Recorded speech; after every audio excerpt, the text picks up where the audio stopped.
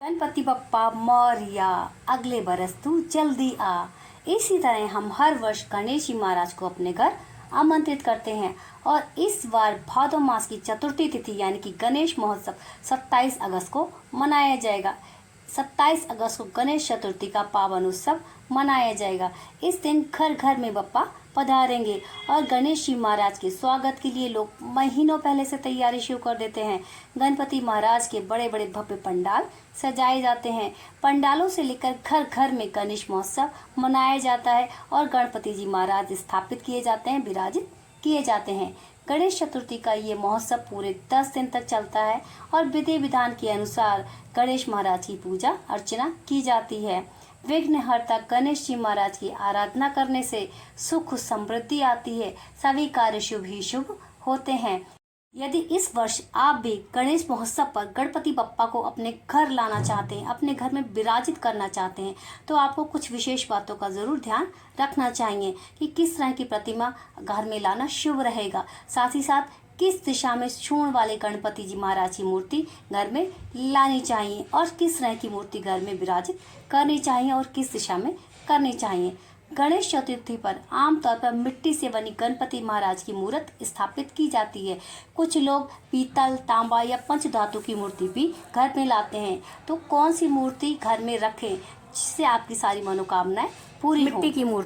मिट्टी की मूर्ति घर में रखना सबसे ज़्यादा शुभ और लाभकारी होता है। इससे सभी मनोकामनाएं पूरी होती हैं और घर में सुख समृद्धि और बरकत बनी रहती है। इसके अलावा मिट्टी की मूर्ति को विसर्जन में कोई परेशानी नहीं होती, कोई दिक्कत प्रॉब्लम नहीं होती है और ना ही यह पर्यावरण में किसी तरह का कोई प्रदूषण उत्पन्न करती है। धातु की मूर्ति, पीतल, तांबा, पंच धातु से बनी गणेश मूर्ति भी घर में रखना शुभ और लाभकारी होता है।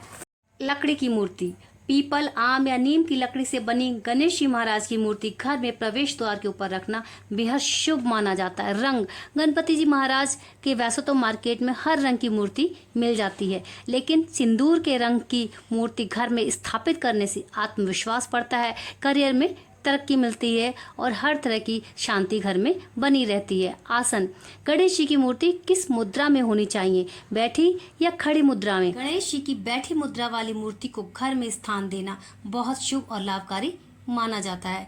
सूंड की दिशा, बाईं ओर सूंड वाली मूर्ति को घर में स्थापित करना शुभ माना जाता है।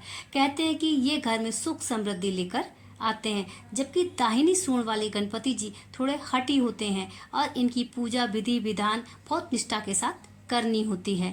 स्थापना विधि, गणेश जी की मूर्ति घर के ईशान कोण में, उत्तर पश्चिम में या फिर उत्तर दिशा में मुख करके विराजित करनी चाहिए। गणेश जी महाराज के एक हाथ में मोदक और दूसरे हाथ की आशीर्वाद की मुद्रा होना चाहिए। गणेश जी की मूर्ति खंडित नहीं होनी चाहिए और स्थापना के लिए शुभ मुहूर्त का विशेष ध्यान रखा जाना चाहिए। आकार, गणेश जी की मूर्ति का आकार आपके घर के आकार के अनुसार छोटा या बड़ा हो सकता है। बहुत बड़ी या बहुत छोटी मूर्ति नहीं होनी चाहिए। गणेश चतुर्थी पर आप अपने घर में गणपति महाराज को स्थान दे रहे हैं, उनको विराजित कर रहे हैं, उनकी स्थापना कर रहे हैं, तो यदि आप इन छोटी छोटी बातों का ध्यान रखेंगे तो वे आपके जीवन में सुख समृद्धि और खुशहाली लेकर आएंगे। गणपति प्रतिमा के साथ उनका वाहन मूषक भी शुभ और मंगलकारी होता है। ये प्रतिमा आपके घर में तरक्की, प्रगति और उन्नति लेकर आती है। ऐसे ही छोटी छोटी महत्वपूर्ण जानकारी और उपाय के लिए वीडियो को लाइक कीजिए, चैनल पर नए हो तो सब्सक्राइब करना ना भूलें और कमेंट बॉक्स में गणपति बप्पा मौर्य जरूर लिखिए। इस जानकारी को दूसरों लोगों को शेयर कीजिए ताकि वो भी इसका लाभ उठा सकें।